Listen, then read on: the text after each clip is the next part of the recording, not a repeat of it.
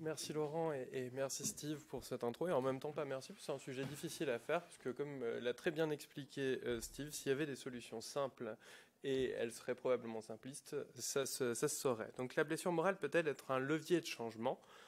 Donc déjà, première réponse, clairement, en fait, oui, ça peut. Par contre, c'est aussi compliqué. Sinon, ce serait effectivement, ce serait pas drôle. Comment est-ce qu'on peut faire? Donc un petit exemple sur le CHU de Saint-Étienne, un clin d'œil aux Stéphanois qui sont dans la salle par rapport aux urgences pédopsychiatriques et aux unités d'hospitalisation temps plein en ado dont je me suis occupé pendant 2 ans. Donc c'est un lieu décisif, les urgences, pour améliorer le vécu et l'engagement dans les soins, et en même temps c'est l'endroit où probablement tout le monde se dit que c'est totalement impossible de mettre en place des pratiques orientées rétablissement ou de changer les choses. On le sait dans la littérature, les unités intra, les équipes aiguës et les urgences, c'est l'endroit où il y a le plus de moral distress ou de moral injury. Donc on peut se dire finalement, est-ce que c'est vraiment là qu'on peut faire changer les choses? En même temps, oui, parce que c'est finalement là que les besoins sont le plus importants et c'est un lieu décisif pour améliorer le vécu, pas que des personnes concernées, des parents, des proches et aussi des soignants, et améliorer l'engagement dans les soins. Ceci étant, est-ce que ça se fait facilement? Clairement non. Il faut aussi discuter en équipe de tout ce qui peut se faire, de tout ce qui peut se passer, aborder les craintes, parce que la première crainte qui vient chez tout le monde, chez les infirmiers, ça va être on va avoir plus de passage à l'acte, on va se faire casser la figure. On va avoir du coup des jeunes qui vont se scarifier ou faire des tentatives de suicide.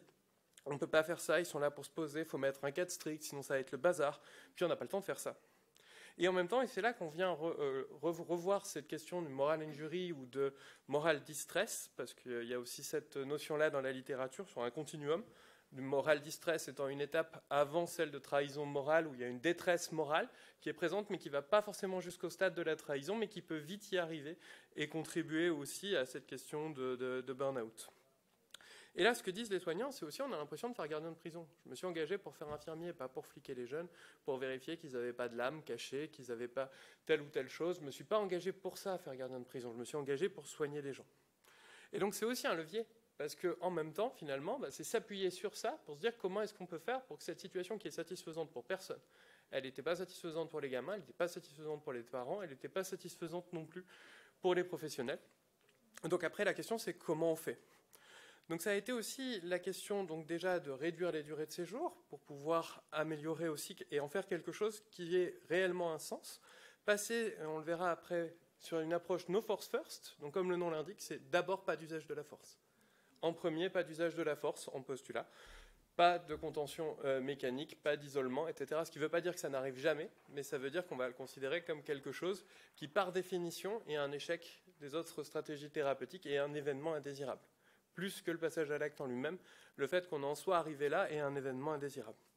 Donc c'est aussi finalement la question de construire un cadre de soins collaboratifs et de mettre en place des pratiques axées rétablissement. Alors les infirmiers de l'unité de court séjour m'ont dit à peu près 1 an et demi après qu'en fait finalement quand je leur en avais parlé, ils m'avaient pris pour un martien en disant vous nous demandez un truc complètement impossible mais en même temps on est tellement désespérés que pourquoi pas, ça va pas marcher mais bon on n'est pas vraiment à ça près. Et puis après de dire en fait ça marche vachement mieux. On a beaucoup plus le temps, on a le temps de faire des techniques d'ancrage, on a le temps de faire des habiletés sociales, on a le temps de faire des trucs de notre métier d'infirmier, et on a vraiment l'impression d'aider les jeunes. Et c'est ce que Steve disait. En fait, si on a l'impression qu'on est utile, qu'on aide, là, ça va tout de suite mieux.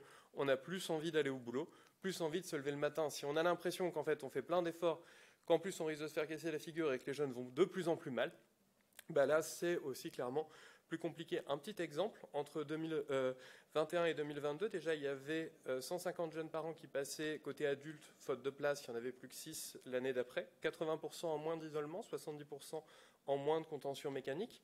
Mais au-delà de la question des chiffres, par exemple, des choses qui étaient assez frappantes, c'était des jeunes qui étaient passés avant l'orientation du service, qui finalement revenaient et montraient en fait les caches qu'ils avaient, puisqu'ils sont très inventifs. Toi qui souhaites te scarifier, je pense à toi, avec un petit manuel et les outils ad hoc pour pouvoir récupérer de quoi se scarifier, en disant c'est plus utile. Ça ne sert plus à rien puisque maintenant on se parle. Donc en fait, ça, il n'y a plus besoin. Il y avait un groupe WhatsApp, rendez-vous aux urgences pour faire une tentative de suicide. Plus de groupe WhatsApp, il a disparu et ils se sont rencontrés, mais ailleurs, en ville, pour faire autre chose. C'était quand même beaucoup plus intéressant. Donc en fait, clairement, oui. Maintenant, en fait, finalement, comment ? Donc tous ces éléments sur la question du moral distress, du moral injury, un gros point, c'est aussi la question de la coercition. Et au-delà même de la coercition réelle, le sentiment d'être contraint. Parce qu'en fait, on le sait dans la littérature sur la stigmatisation, c'est pas tant le fait d'être réellement contraint que le fait de se sentir contraint. Et là, ça joue aussi, d'ailleurs, on l'a vu chez les professionnels, comme chez les personnes concernées, si on se sent contraint, là, à ce moment-là, on va forcément avoir un vécu qui est plus négatif. Donc la question de la coercition, elle pose beaucoup de questions, elle pose des dilemmes éthiques, et c'est aussi comme ça qu'il faut le prendre en compte, et c'est peut-être aussi pour ça que la question du rétablissement et des pratiques orientées rétablissement vient apporter un des éléments de réponse au sens éthique du rétablissement. La coercition contribue clairement à la détresse morale, parce que en fait, les gens ont l'impression que c'est normal, qu'on ne peut pas faire autrement, et que de toute façon, ça gâche le job, ça fait perdre du sens, mais en même temps, finalement, comment est-ce qu'on peut faire autrement ? Il y a aussi les parents, les aidants familiaux sont exactement les mêmes dilemmes, et eux aussi sont soumis à la morale injurée. Et un point qui est quand même aussi intéressant là-dedans, c'est que la stigmatisation par association, c'est-à-dire celle que les professionnels de santé ont, par association avec les personnes qui suivent, c'est les fameuses enquêtes comme quoi les psychiatres sont aussi fous que leurs patients et que c'est probablement pour ça qu'ils ont choisi psychiatrie, ben ça on sait que ça joue sur le risque de burn-out, mais ça joue aussi sur la stigmatisation que les patients vont percevoir quand ils sont suivis dans ces équipes. C'est-à-dire que plus la stigmatisation par association est importante, plus la détresse morale est importante, plus le burn-out est important, plus les soins vont être déshumanisés, et plus les patients vont avoir l'impression d'être stigmatisés. Donc ça, c'est un point important, parce que ça vient jouer aussi un script entre le malade qui va jouer son rôle de malade, le soignant qui va jouer son rôle de soignant, et au final, une interaction qui va être satisfaisante pour personne. Tout ça vient nous dire finalement comment améliorer l'expérience des soins.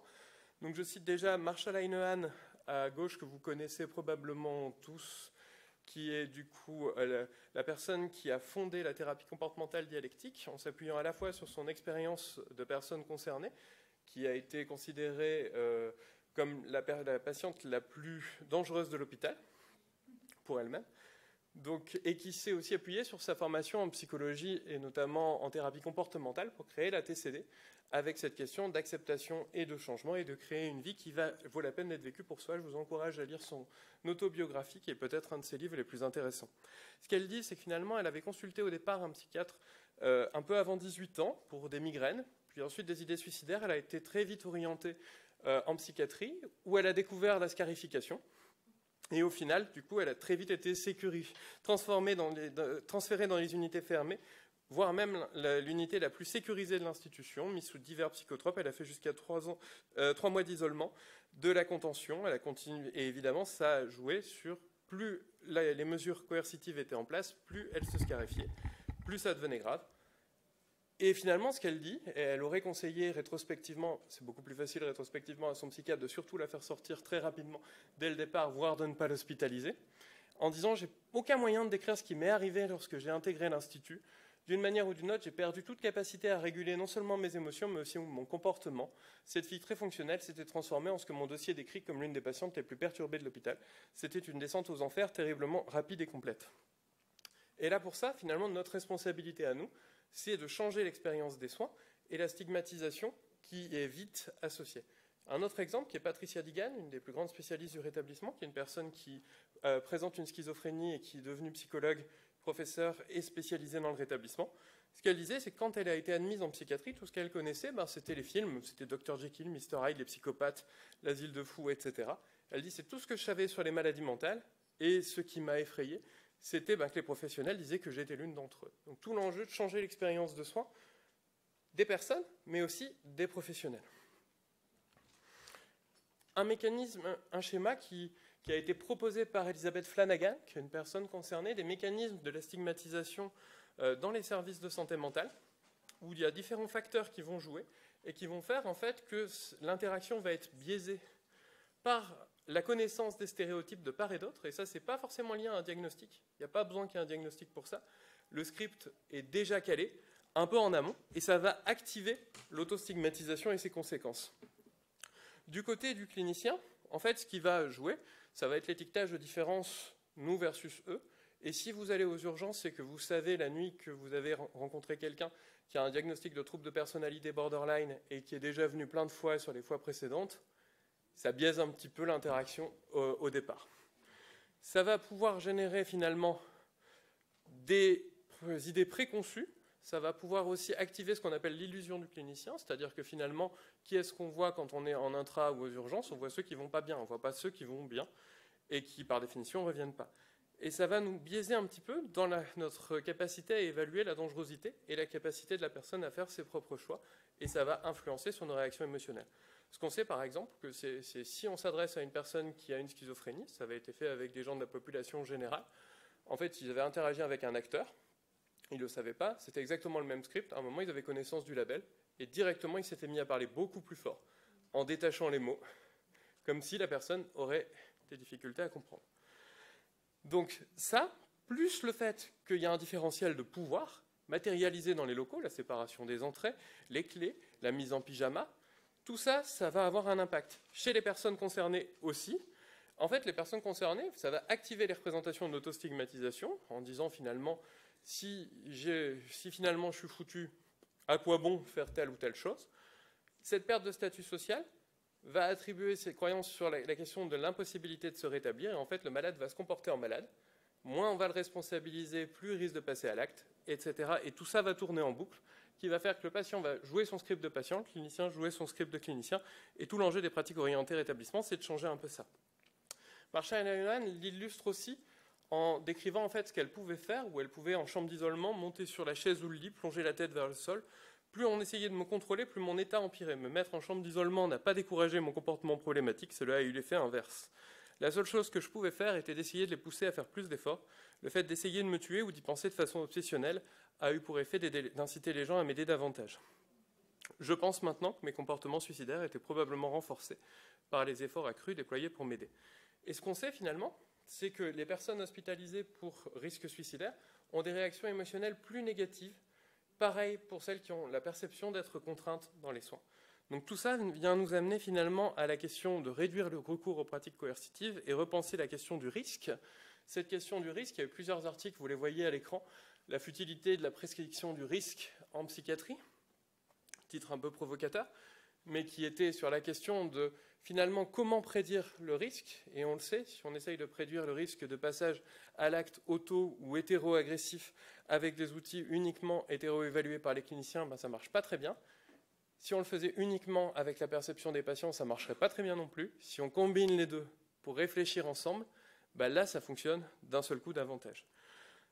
Et ça fonctionne donc pour la question de l'auto-agressivité, mais aussi de l'hétéro-agressivité, voire dans des contextes carcéraux. La question de la violence, souvent on peut se dire que les attitudes par rapport à la coercition, ben, c'est aussi lié à la question des expériences de violence qu'on peut avoir rencontrées. Et les collègues lausannois ont aussi cherché, ils ne sont pas les seuls sur le sujet. Cette question-là, c'est plus que l'expérience de violence, c'est le sentiment qu'on pourrait être à risque d'être dans une situation de violence. Ce n'était pas tant le fait d'avoir été confronté à des expériences de violence qu'un sentiment d'insécurité. Donc tout l'enjeu aussi de changer cette interaction avec les professionnels et de modifier aussi les attitudes par rapport à la coercition et utiliser cette blessure morale comme levier de changement. Un petit élément sur la question du rétablissement. Le rétablissement, c'est vivre aussi bien que possible et c'est une question d'acceptation et de changement. C'est accepter ce qu'on ne peut pas changer, ce qu'on ne peut plus faire ou être, pour découvrir l'océan de possibilités qui s'offre à nous. Et si vous trouvez un parallèle avec la thérapie comportementale dialectique, c'est normal, puisque c'est tout l'enjeu de la thérapie comportementale dialectique, de construire une vie qui vaut la peine d'être vécue pour soi. Mais quand on parle d'acceptation et de changement, en fait, l'orientation vers le rétablissement, c'est une démarche de transformation profonde du système de soins. C'est une démarche éthique, on parle de droits de l'homme, on parle de participation pleine et entière, d'absence de stigmatisation ni de discrimination. Et en fait, c'est aussi une acceptation et un changement. Les pratiques orientées rétablissement, elles vont dire finalement, à la fois on diminue les symptômes et on s'appuie sur les aspects positifs de la vie de la personne. On fait les deux. On ne fait pas que les symptômes, on fait aussi tout ce qui donne du sens à la vie des personnes. Et quand on forme les personnes aux pratiques orientées rétablissement, on va valoriser l'expérience des professionnels et tout ce qu'ils font de formidable, s'appuyer sur les forces, sur leurs valeurs individuelles, sur les valeurs de l'équipe, pour essayer de réfléchir à qu'est-ce qu'on peut faire en un peu mieux, un peu différemment, un peu plus, un peu moins. Comment est-ce qu'on peut faire changer les choses? Un exemple de ça, c'est la formation Refocus de 3 jours aux pratiques orientées rétablissement, qui a été développée au Royaume-Uni sur la méthodologie pour développer des interventions complexes, donc élaborer un modèle du rétablissement, faire des revues systématiques de littérature, co-construire un modèle qui dit qu'en fait, en agissant sur ce qu'on peut changer, on ne peut pas forcément changer l'investissement hospitalier, on ne peut pas changer la stigmatisation, on peut voter pour, mais c'est plus compliqué. Par contre, on peut changer les relations qu'on a avec les personnes, et on peut agir sur les relations qui soutiennent le rétablissement.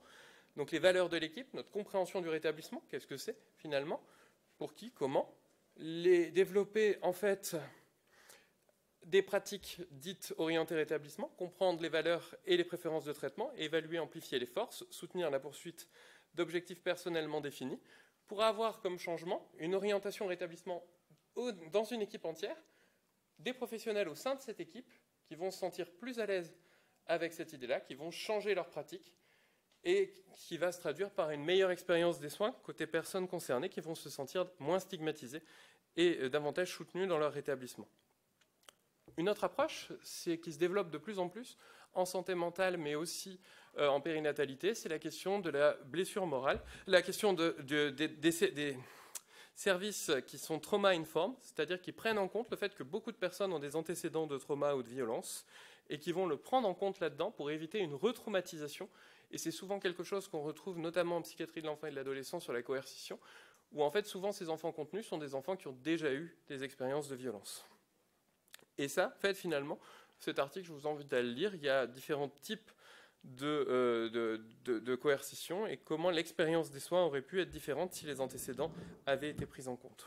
Dernier point, la question du No Force First, qu'est-ce que c'est? Donc ça a été développé à Boston en 2008, implémenté ensuite au Royaume-Uni, plutôt avec succès. Et ça implique finalement que, en premier, finalement, l'utilisation de la force, c'est forcément un échec de traitement.